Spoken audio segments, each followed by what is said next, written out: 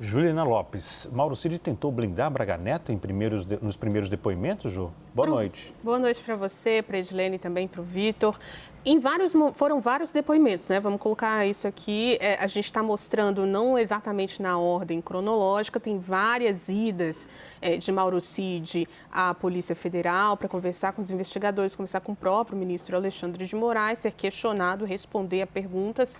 E o que foi observado pelos investigadores foi, ao longo desses depoimentos, ele foi implicando, né, de uma maneira mais ampla a figura do general Braga Neto. Tem um momento, Leandro, em um dos depoimentos, em que um investigador, um delegado da Polícia Federal, pergunta para Mauro Cid por que ele não havia citado desde o início uma participação efetiva de Braga Neto nos planos, principalmente no que diz respeito ao financiamento dessa trama golpista.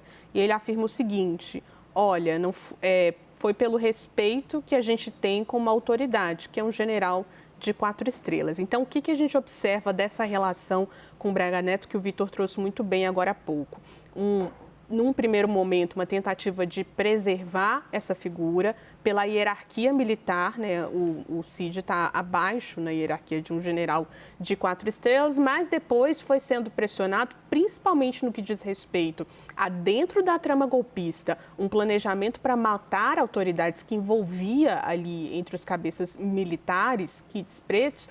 Aí ficou sem saída, Mauro Cid começou a implicar de maneira mais efetiva a figura de Braga Neto. É interessante que esses vídeos vêm à tona, não trazem tantas novidades, porque a gente já tinha tido acesso ali ao depoimento, mas traz momentos em que Mauro Cid titubeia, né, de alguma forma, ele responde de uma maneira mais cuidadosa, tenta encontrar outros caminhos para, por exemplo, falar sobre a questão de ter recebido dinheiro vivo para, de alguma forma, financiar atos que ele diz não saber o que eram exatamente, mas tinham ligação com esse planejamento para matar autoridades, inclusive o presidente Lula. Então, esses momentos em que ele gagueja, titubeia, é interessante observar porque são perguntas fundamentais para que a gente entenda exatamente qual está sendo a construção feita pelos investigadores, né, em relação a isso. Em relação à figura de Braga Neto, que ao longo dos depoimentos foi sendo colocada